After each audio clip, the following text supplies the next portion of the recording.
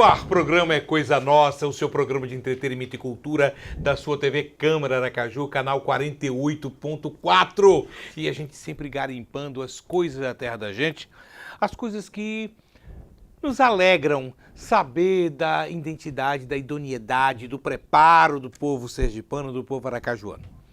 E é com muito orgulho que eu recebo hoje o oncologista Nivaldo Vieira.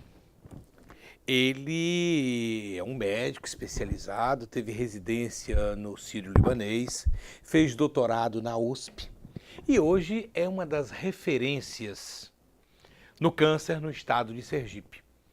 E a gente traz o Dr. Nivaldo dentro de um contexto do Novembro Azul. Quando a gente fala no Novembro Azul, geralmente a gente acena para o diabetes e acena para o câncer de próstata. Mas o oncologista tem uma nova releitura para este contexto. Boa tarde, doutor Nivaldo. Boa tarde, Valadão. Boa tarde, queridos telespectadores. Olha, o Novembro Azul, ele retrata o Dia Mundial do Diabetes, uma homenagem aos criadores da insulina. E de uns 3 ou 4 anos para cá, houve assim uma tomada de mídia para que se dividisse este contexto de mídia para o câncer de próstata, que é a saúde do homem, e mídia para o Novembro Azul. Mas de tanto eu ouvir palestras, eu vejo que a Organização Nacional de Saúde Internacional, ela tem um novo critério para a aferição. Enquanto para o diabetes, aferir a glicemia, procurar e detectar é a tônica, houve, vamos dizer, uma mudança nas regras. Valadão, veja, é importante esse assunto, é extremamente importante esse assunto, porque de fato, antes era quase que uma obrigação para todo homem, quando atingisse uma determinada idade, seja 45, seja 50 anos, o homem era quase forçado, quase compelido a procurar o médico, realizar o toque retal, realizar a medição do seu PSA sanguíneo. E qual era o objetivo disso? Era buscar câncer de próstata.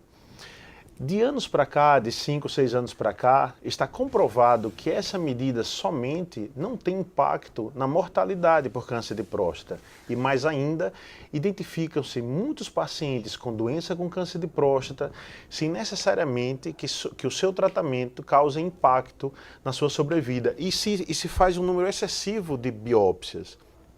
Então, o conceito de Novembro Azul tornou-se um conceito muito mais amplo. O que é que nós buscamos? Nós buscamos cuidar da saúde do homem desde o seu nascimento até em todas as suas faixas etárias.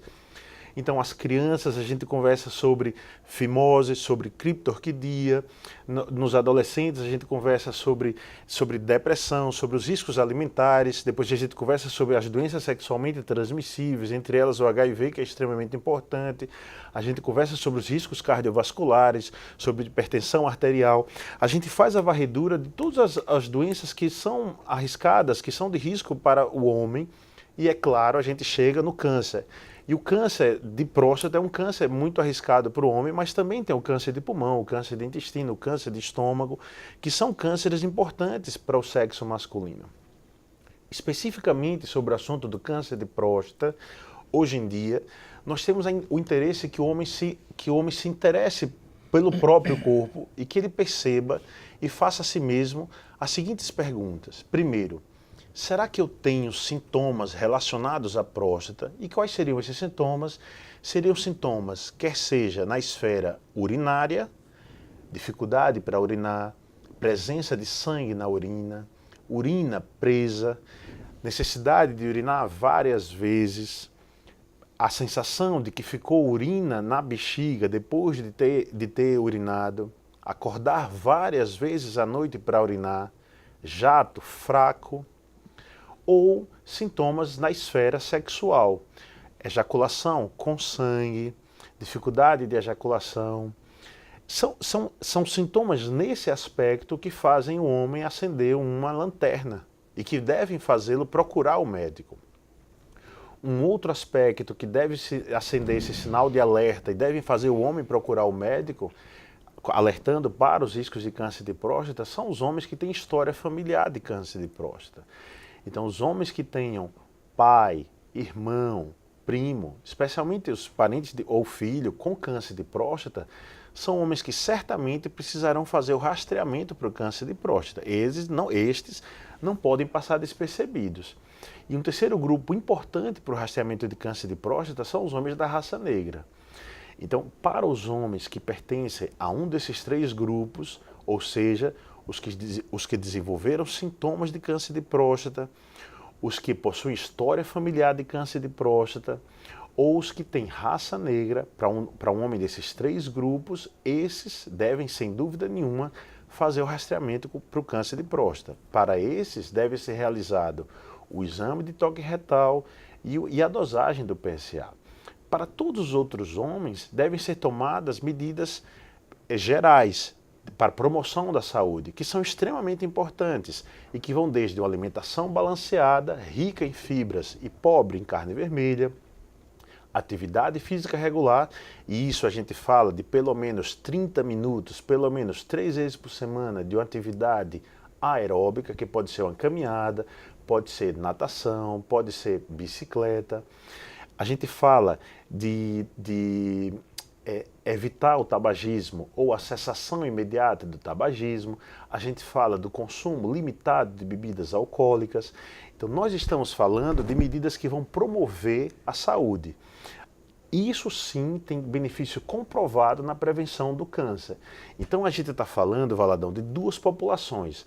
A primeira população é uma população de risco e nessa deve ser investigado o câncer. A segunda população é uma população para promover saúde, porque ela tem um baixo risco e nessa população a gente não tem suspeita de câncer. Afinal de contas, é uma população que não tem sintoma, é uma população que não tem história familiar e é uma população que não pertence à raça negra.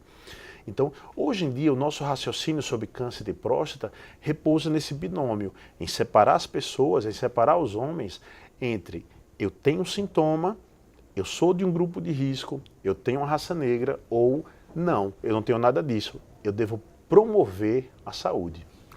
Bem, doutor, o senhor fala que é a saúde do homem.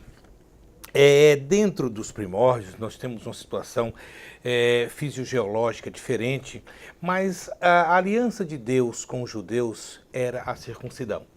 Isso se dava porque o esmegma, tanto no homem como na mulher, é uma prova de falta de higiene. Mas por uma questão de cultura religiosa, né? Então, naquela época acontecia muito câncer de pênis e se fala hoje, e se entendem, que a esterilidade de algumas mulheres se davam ao esmegma que, introduzido na vagina, criavam um campo bacteriano que a mulher não engravidava. Hoje em dia, ainda existe risco de câncer de pênis pelo esmegma? Valadão, sua pergunta é incrível, é muito importante. O estado de Sergipe, junto com o campeonato em diversas áreas positivas, nós somos, infelizmente, campeões no Brasil em câncer de pênis. Nós temos em Sergipe a cidade que proporcionalmente mais faz amputação de pênis por câncer, e essa cidade é Tobias Barreto. Então nós temos números extraordinários de um câncer que é altamente prevenível e a prevenção é feita com água e sabão. O acúmulo de esmegma no pênis, e esmegma, como você falou, é aquela secreção esbranquiçada que fica em torno da glande, que é a cabeça do pênis. Essa secreção esbranquiçada acumulada, ela pode sim provocar pequenas irritações, que com o tempo, com o acúmulo crônico, pode promover pequenas úlceras, pequenas feridinhas. E se a gente ao invés de falar nisso por dias, a gente for falar nisso por semanas, por meses ou por anos, a gente pode, sem dúvida nenhuma, Valadão, estar falando de lesões pré-malignas e estar falando de lesões malignas. Então, respondendo à sua pergunta, essa secreçãozinha que devido a má higiene pode ficar acumulada no pênis das criancinhas, dos jovens, das crianças, dos adolescentes e dos adultos, ela é a causa do câncer de pênis. E ela é grande contribuinte para o câncer de colo de útero. Então nós estamos conversando sobre o câncer da água e do sabão. Eu não posso deixar de usar esse veículo de informação extremamente importante para dizer que água e sabão é o preventivo do câncer de pênis. O preventivo. Então os homens que puderem se fazer a própria higiene, e isso eu vou repetir, é água e sabão, estarão se prevenindo de câncer de pênis. Os homens que não tiverem esse tipo de entendimento e as companheiras não cobrarem isso dos homens, eles vão estar se expondo ao câncer de pênis. E de Sergipe ainda tem números assustadores. Nós só disputamos esse campeonato hoje no Brasil com o Maranhão. E é um campeonato humilhante, porque é um câncer que não precisa de medidas sofisticadas para prevenção, não precisa de grandes remédios, não precisa de pesquisas moleculares, precisa de água e sabão e cuidado. Então nós estamos realmente, e foi excelente você ter mencionado isso, Valadão, porque nós estamos diante de uma batalha que é uma batalha, na verdade, infelizmente eu vou precisar dizer isso, uma batalha da ignorância.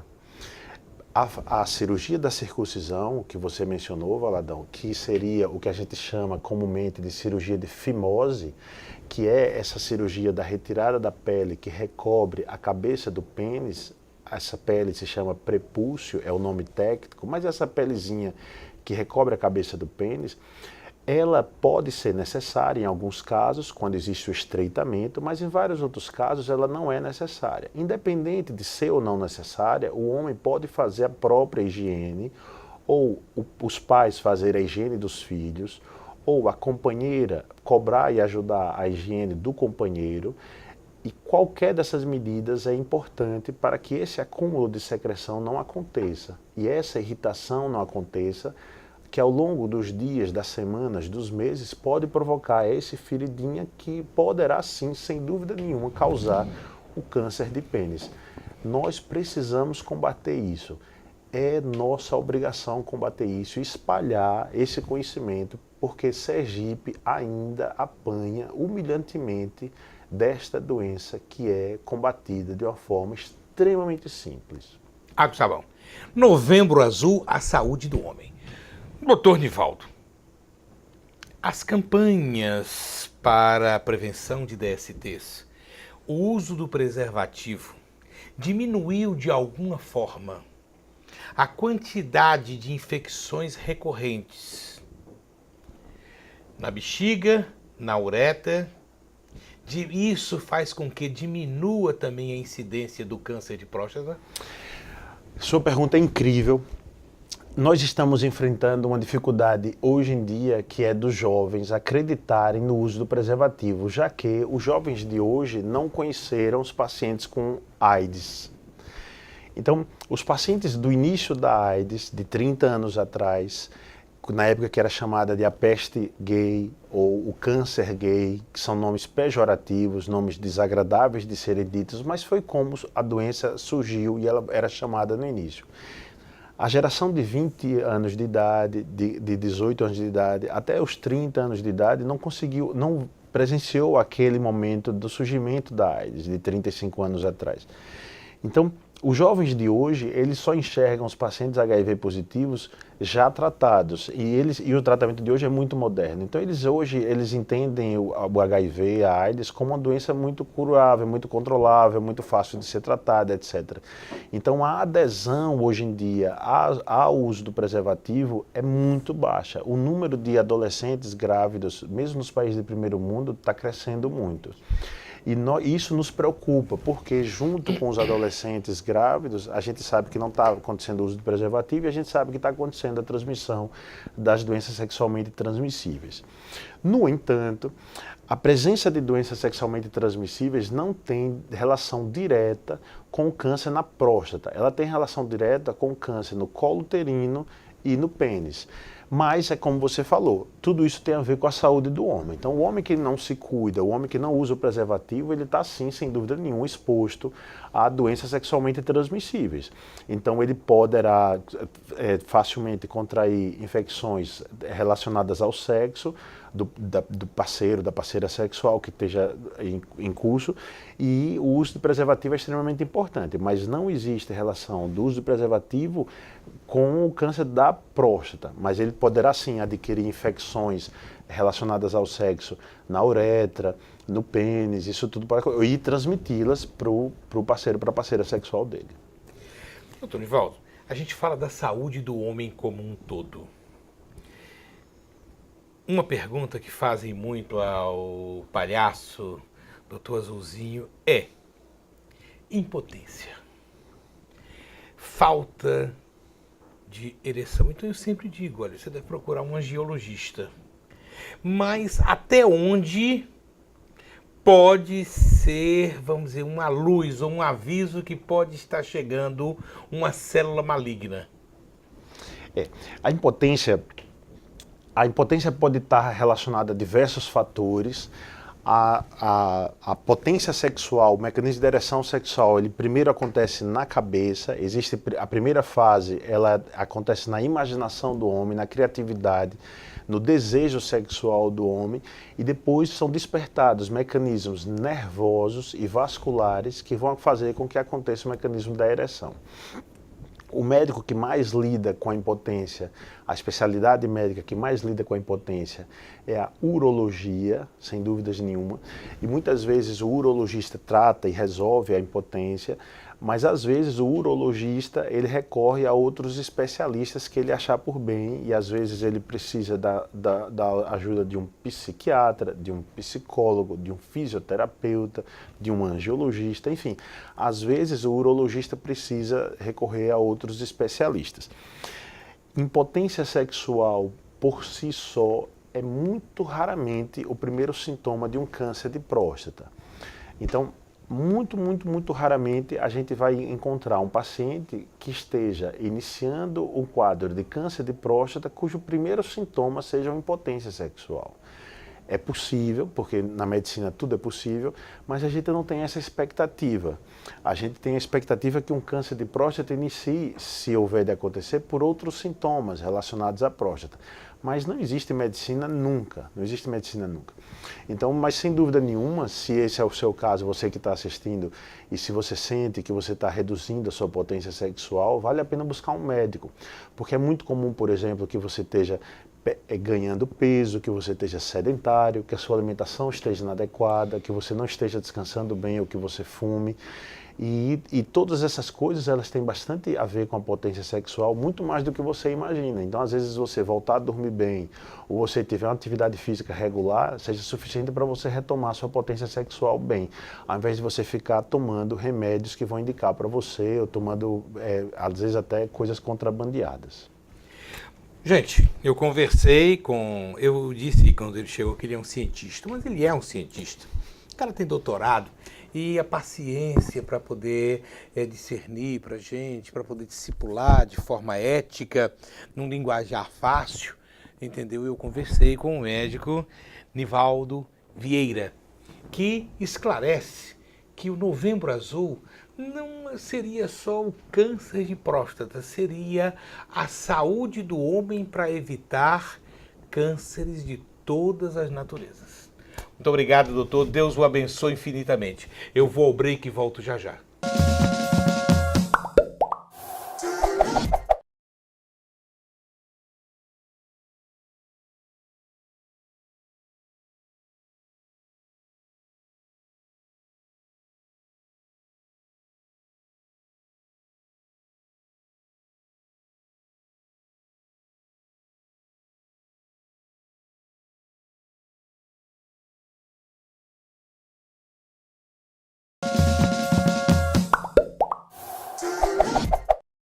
Bem, gente, estamos de volta. E no último dia 20 tivemos aí o Dia da Consciência Negra. Tivemos uma sessão especial aqui na nossa Câmara de Vereadores, ofertada pelo vereador Bittencourt, onde tivemos os vários aspectos da problemática da consciência negra. Se fala hoje em cotas, uns são contra, os outros são a favor, mas eu fui à cata de minha amiga Matamba, que é uma sacerdotisa de Queto, Marisete Lessa. Conversei com Sara Lessa e ela me providenciou uma pessoa que poderíamos falar aqui sobre a cultura negra, a religião negra. Não tocamos aqui, o aspecto religião aqui não é muito importante, porque eu vejo religião como cultura. E a partir do momento em que eu vejo religião como cultura, eu sou obrigado a dizer o seguinte: Chocolate me disse que eu sou um negro albino. Boa tarde, professora. Boa tarde. Negro albino é ótimo, né? É. Mas eu quero sou. saudar a todos, né, em nome de Oiamatamba e do Abaçá São Jorge, uma casa onde vem trabalhando a cultura de matriz africana no estado do Sergipe. E é uma cultura, como você mesmo fala, são costumes, são tradições, são orientações, né, que nós temos proveniente desses 500 anos de escravidão, e hoje a gente busca realizar ações que a gente tenha um processo de reparação a esse processo da escravidão sofrido pelos nossos ancestrais, os negros, né? Professora, a senhora fala na escravidão. Eu gostaria de ir ao tráfico de escravos. Sim. Aonde Portugal liberou este tráfico, aonde colônias inglesas, por exemplo, já tinham abolido o tráfico de escravos. Nós tínhamos o quê? Nós tínhamos aqui nas Antilhas, tá? Ao norte, uma grande força de escravos e os navios negreiros pela força inescrupulosas de portugueses e brasileiros. Só que os escravos vinham de várias nações. Quando a gente diz veio da África, e aí a gente... quantas nações africanas foram roubadas nos seus filhos para popular o Brasil? Inúmeras. Nós podemos dizer, e vamos ter dificuldade de calcular, as diversas origens. Nós temos as origens dos bantus, hoje os famosos quetos, os iorubanos, que vieram para o Brasil em maior quantidade, né? E aí, nesse agrupamento dentro dos navios negreiros é que a gente encontra essa diversidade e a extinção dessa cultura de matriz africana nessa miscigenação ao chegar no Brasil. Então, quando a gente pensa no tráfico, a gente pensa numa somatória de dados e informações da cultura africana chegada no Brasil, em meio a todo o sofrimento, a toda a devastidão, né? Os maus tratos. Fomos tratados como animais, né? Ao chegar no Brasil. A gente só tem a consciência de que existe uma diferença. Por exemplo, o candomblé praticado no Rio de Janeiro tem um dialeto totalmente diferente do praticado no sul da Bahia. Sim. O próprio Salvador, o curuzu ainda fala como o sul da Bahia, entendeu? É comum você chegar em Itabuna, em Ilhéus, e encontrar sociedades, entendeu? Quilombolas que não falam português. Que tem uma influência dos nagôs. Influência nagô. Quando você chega para a Bahia, você já encontra o Iorubá. Quando você vai para o Maranhão, você tem uma outra ramificação, que são os jejes. O que nós chamamos, os jejes nagôs também, né? Que Angola ficou no sul do país. Ficou, sim. Nós aqui no Nordeste temos Angola. Tem Angola? Temos, sim. Aí como é que a gente sabe a diferença? Quando você veja bem, o orixá, que é o Deus, chamado Ogum. Sergipe, Bahia, é Santo Antônio. Quando você chega no Rio de Janeiro, o sincretismo transforma isso para São Jorge Guerreiro. Aí você veja bem, isso de certa forma não dificulta o entendimento do candomblé de um africano. Quando chega um africano para ir via um candomblé que vê cantar em português, porque a tradição é a língua nativa. Entendeu? É uma das performances. Aí você diz, e quando você vai a um terreiro que está cantando em português? Ele não é candomblé puro e pode ser umbanda. Sim. Então vamos fazer uma diferenciação. Vamos pensar no candomblé africano e no candomblé brasileiro, né? Sim, interessante. Nós temos uma propriedade no Brasil, que é a nossa grande tropicalidade. Então, vamos pensar esses dados históricos e essa cultura de matriz africana chegando num território indígena, né? Temos uma... Que encontrou aí que encontramos uma outra as matas, religião isso. que era o Toré. É uma outra forma de cultuar a natureza, porque o candomblé ele prescinde do culto à natureza. E os índios eles tinham aqui no Brasil a forma de cultuar a natureza. Então vamos pensar nesse tráfico de informações dessa matriz africana, essa mistura de iorubãnos, dos bantus, dos angolas, quando chegaram no Brasil, essa ramificação. E aí, para que não houvesse uma força, uma legitimidade do negro africano no Brasil, vamos separar as relações sanguíneas. E aí são mandados um irmão para uma região, o pai para outra, como uma forma de enfraquecer essa relação dos negros africanos que chegaram no Brasil. E aí a gente começa a compor uma miscigenação dentro do candomblé. Porque nesse tráfico, quando nas senzalas, cada um traz um dado informativo da sua matriz cultural. Mas precisávamos ser fortes para resistir. Mas a base seriam as 21 folhas. Sim. A base das 21 folhas, ela é comum para todas as matrizes africanas. Sim, porque o candomblé ele é uma religião tradicionalmente de culto à natureza. E cultuar a natureza é cultuar a natureza de maneira ímpar, certo? Por mais que eu tenha nascido em Aracaju e você tenha nascido em Nossa Senhora da Glória, ou você tenha nascido no Recife, nós temos o amor e a devoção para com a natureza.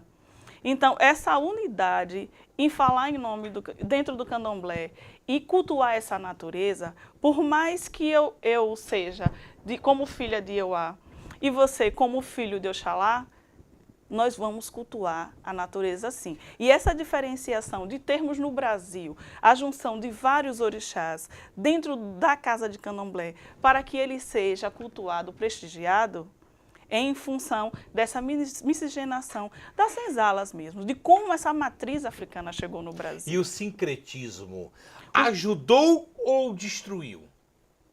O sincretismo, ao meu ver, ele dificulta quando a gente pensa no combate ao racismo e à intolerância religiosa. Porque é uma forma de disfarçar. E a gente não tem a necessidade de disfarçar, porque não estamos praticando nada de errôneo mediante a sociedade. Então, na minha visão social, existe uma dificuldade na questão do sincretismo. Sim, quando a gente pensa em trabalhar a intolerância.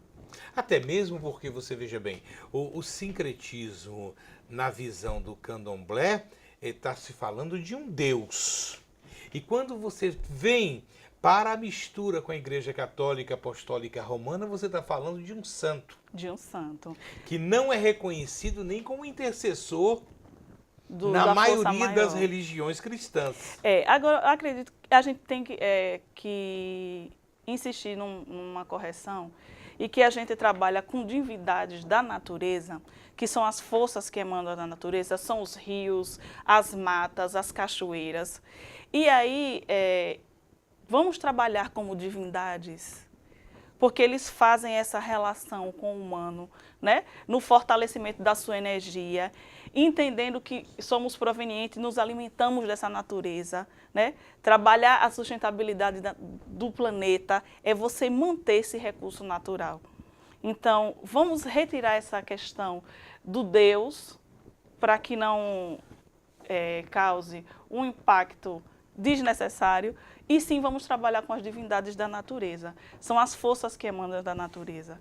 Aquele orixá, quando você fala em Oxóssi, ou quando você fala em Ogum, que está aqui, trabalhado dentro de Sergipe, e o Ogum, que trabalhado no Rio de Janeiro, nesse sincretismo, aí começa a gerar divergências. Então, vamos desmistificar, para que esse processo de intolerância não se fortaleça. Né?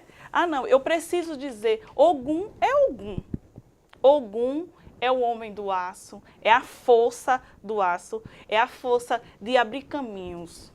Então, em resumo, nós estamos terminando aqui. No Dia da Consciência Negra, eu converso com a professora Rosiane Mesquita, que pede as pessoas que respeitem a cultura dela. E pede também ao negro que tenha uma identidade e se respeite. E mantenha essa identidade. É claro que sofremos um processo de alijamento em meio à sociedade. Mas hoje é necessário dizer à sociedade quem nós somos e a beleza que temos dentro da nossa cultura. É lindo. Somos fortes, somos inteligentes, somos fartos de cultura. Né? Agora precisamos sim de espaço, de legitimidade dentro da legalidade. Chegamos ao final. Eu cito aqui, mando um abraço para Marisete. 4 de dezembro, o Abassá São Jorge está em festa, com a mãe de cabeça dela. Isso, e minha mãe 8 de dezembro, todo mundo na Atalaia. No Afoxé Omoxum. No Afoxé Omoxum. Felicitando o orixá Oxum, nosso Iabá, deusa das águas doces, aquela que nos propicia amor, né? Dona do ouro. E a gente convida imensamente a toda a sociedade, não só os adeptos, mas a toda a comunidade sergipana a participar do nosso cortejo, o Afoxé Omoxum, assim como estivemos no dia 20 de novembro, realizando o primeiro ensaio aberto também, fortalecendo o Dia Nacional da Consciência Negra. Muito obrigado, professora. Gente, questão só de respeito, de amor. Eu vou estar lá na orla aplaudindo. Você sabe o que me preocupa? Uma pessoa sem fé. Quando a pessoa tem fé, quem faz a obra é o Espírito Santo. Eu vou ao break e volto já já.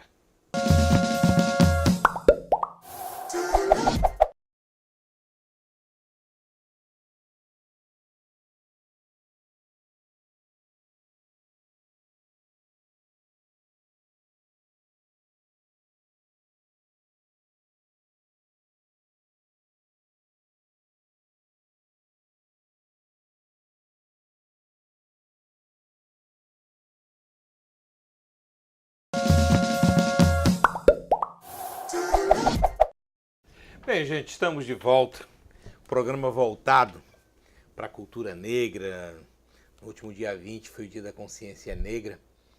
E a gente traz agora um artista sergipano que fez um show belíssimo no Centro de Criatividade, no primeiro ensaio do Omoxum, que é o trabalho que o Abassá São Jorge tem feito para o 8 de dezembro na Orla. E eu tenho ele aqui, Kleber Melo.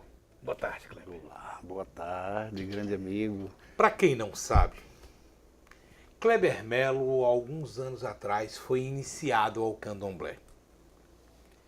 E eu tive a honra dele ter confiado em mim para me procurar. Eu me lembro que, eu não sei se foi você e Suyan, que entraram uma semana, outra na outra. E os dois foram na emissora que eu estava para dizer o seguinte, que eles iriam ser recolhidos ao quarto do candomblé e gostaria de que quando o sacerdote gritasse a Digina para que pudesse ter a resposta, eu como amigo estivesse. Eu digo, mas Kleber, eu não sou nem do candomblé, eu sou kardecista. Ele disse, mas tem algo que pediu que eu viesse aqui falar com você. Eu digo, bom, se algo lhe pediu, eu irei. E na época eu tinha um cinegrafista, João Paulo, e nós saímos para Piabeta, pense num lugar longe, de noite. E quando chego lá, além de mim, tinham outros músicos, estava Antônia Amorosa, Pedrinho Mendonça. Pedrinho Mendonça, tinham vários artistas sergipanos, porque na visão do candomblé, quando é feito o feitorio da cabeça, nasce uma nova pessoa. E nós fomos presenciar o nascimento de Kleber Melo. Mais ou menos por aí, não foi? Mais ou menos. E eu acredito que esse seja o único registro em TV aberta de saída de Iaô. Foi essa. Você teve o privilégio de... Na época de ter filmado. Exatamente. Eu não foi uma desconheço. cerimônia linda, com muitos fogos, com muita comida, muita dança. É verdade. A saída da minha mãe Oxum. Entendeu? Kleber Melo estava com a cabeça raspada, ele tinha uma peninha de galinha da Angola presa, entendeu? João Paulo me disse que era um chiclete. Não tem chiclete nada, mas deve ser um barro. Mas ele saiu com aqueles paramentos, depois trocou de roupa e trocou de roupa de novo. São várias saídas, exatamente, Entendeu? no ritual. E a gente filmou isso e na época foi dado um presente a Kleber, que foi a filmagem. Não sei se você tem isso ainda hoje. Gratidão, tenho sim. Tem Com guardado? todo amor, tenho. Então você veja bem, não é uma coisa muito pública, porque Kleber Melo mantém isso. Não é que ele mantenha segredo, ele se mantém distante, porque foi maltratado, houve preconceito. É verdade, né? Muito difícil, assim, você levar aquilo que você acredita dentro de um ambiente carregado de preconceito, onde a gente vê aí no dia a dia, apesar das discussões estarem aí, mas existe ainda muito preconceito em cima, né? E o artista, aqui em Aracaju, sobretudo, né, que é um lugar pequeno, ele sente muito na pele.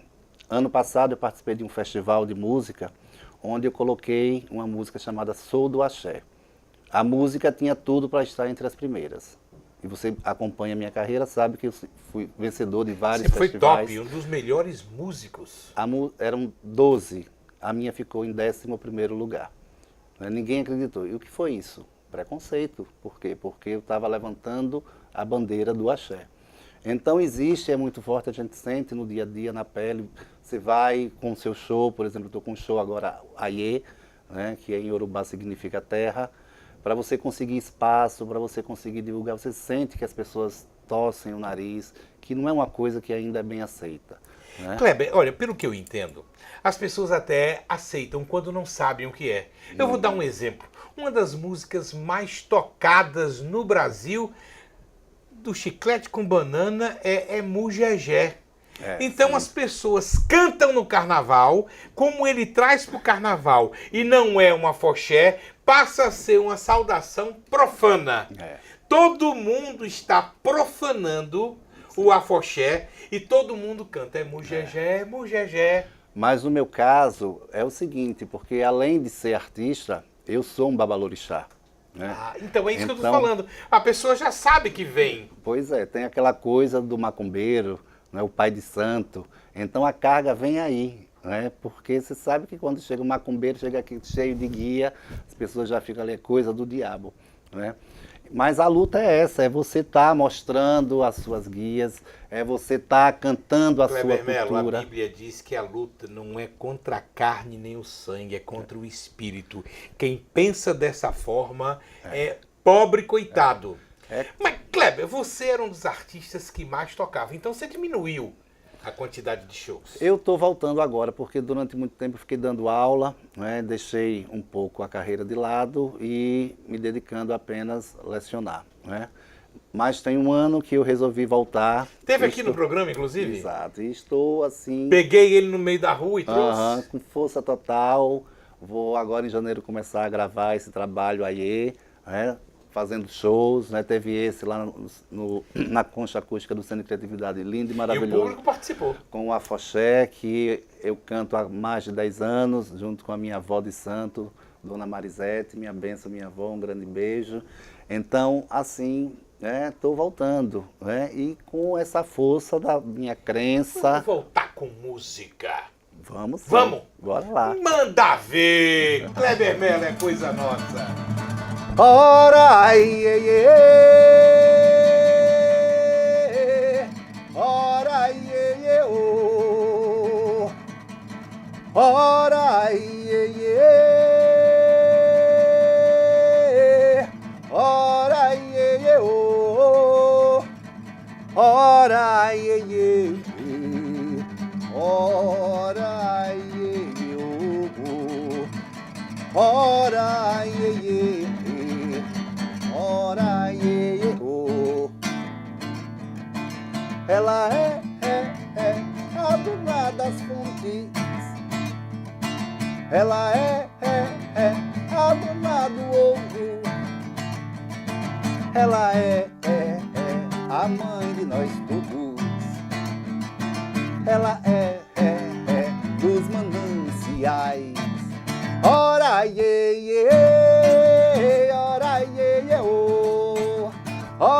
iê, iê, ora iê, iê, oh. Ora iê, iê, iê, ora iê, iê, oh. Ora iê, iê, iê, ora iê, iê, oh. Eu imagino Creuza e Doca na maloca, rebolando, rodando a baiana. Gente, a maloca é muito lindo. É o último gueto urbano do Brasil. E tem coisas assim, ó, o tempero da mãe de papudo. Você já comeu a galinha da mãe de papudo? Não pegou. Misericórdia, é boa demais. O cozido lá de Doca, que é a rainha do rasgadinho. Creuza, que é a mãe de Vadico, entendeu? Faz um mocotó, entendeu? Antigamente ia Museu Chocolate, Douglas Magalhães. A gente entrava na maloca. E eu vejo a alegria do Centro de Criatividade ter aberto as suas portas para a negritude do bairro Cirurgia. É show de bola! E você fez essa festa. Com certeza. Vamos para outra música? Vamos lá, já que eu falei de Sou do Axé, cantar ela. Vem de longe o segredo que traz o encanto, as cores que cobrem meu santo, os segredos que vão nos paz.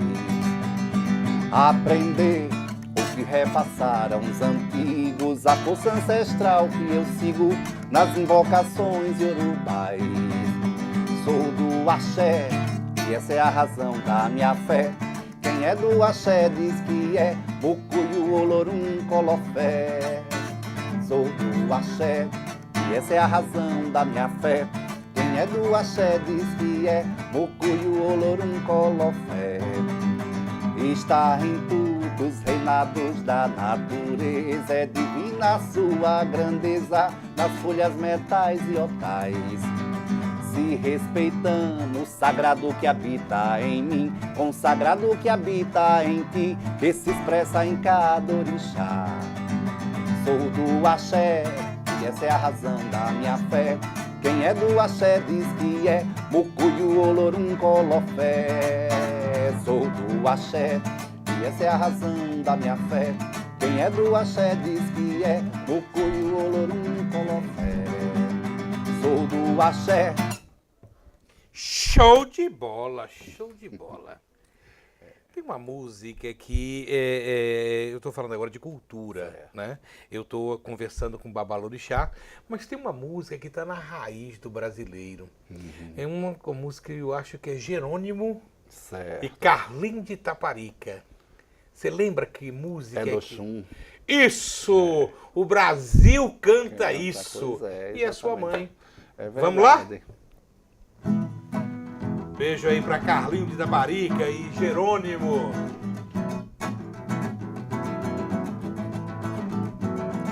Nessa cidade todo mundo é do Xum.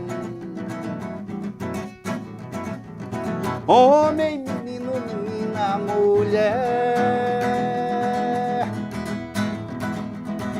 Toda essa gente radia magia. Presente na água doce, presente na água salgada, e toda a cidade brilha.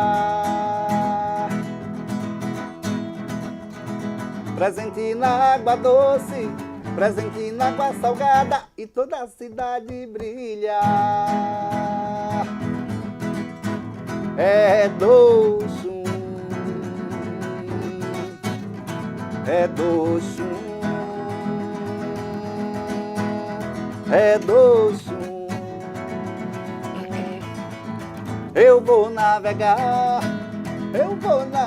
nas ondas do mar, eu vou navegar.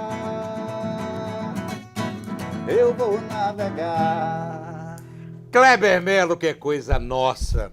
Aí você vai dizer, mas Valadão, o ex-secretário Luiz Antônio Barreto dizia que eu era a própria teologia. Entendeu? Porque eu passei por várias religiões e você sabe o que me alegra? É porque eu respeito a todos, tenho um pequeno conhecimento de cada uma, o suficiente para poder fazer um programa cultural. Faço porque respeito a religião de cada um. Kleber Melo, eu cheguei ao final, não é? Eu tenho 3 minutos ainda. Tem mais? 5. Então toque outra, porque daqui a pouco eu vou pedir um negócio para me encerrar com música. Então, saudando minha avó Yamatamba. Marisete! Ó Yamatamba, Beijo, Marisete Lessa! Motumba, motumba, olha, motumba, axé.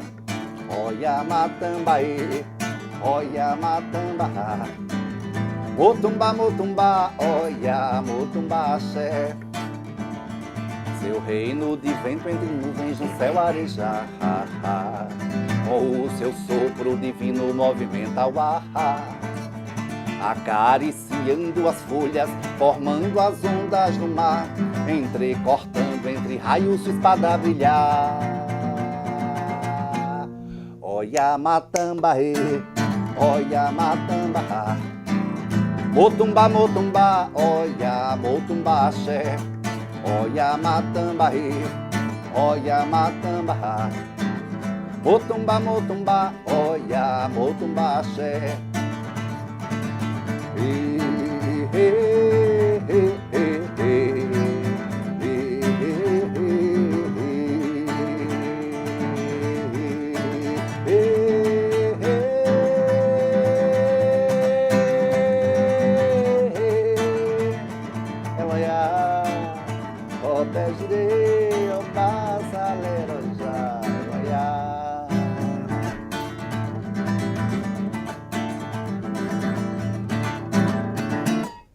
Show de bola, Kleber Melo, que é coisa nossa. Sabe o que eu lembrei agora? Do negão Alexandre Guedes, meu parceiro, meu amigo. Alguns anos atrás, minha irmã estava no Réveillon, no Farol da Barra, e ele me ligou. Tem uma diferença de fuso horário da virada do ano em Sergipe da Bahia. E ele teve que entrar correndo e ele entrou gritando: axé pra você, Valadão, em Aracaju. Minha irmã estava no show no Farol da Barra, passou mal. Entendeu? Não entendeu nada, mas... Alexandre Guedes, Motumbá.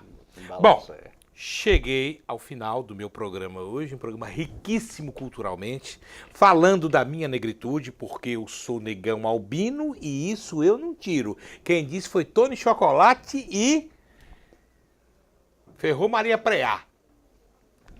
Só alegria. Gente, final de programa.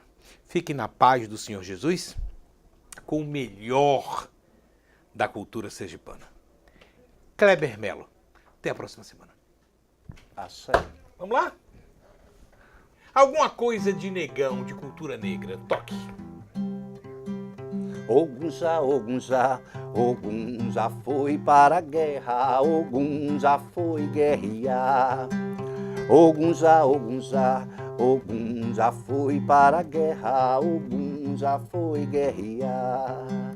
Ele foi guerrear, ele foi defender a terra, nessa batalha real, formando seu batalhão com as 7 espadas.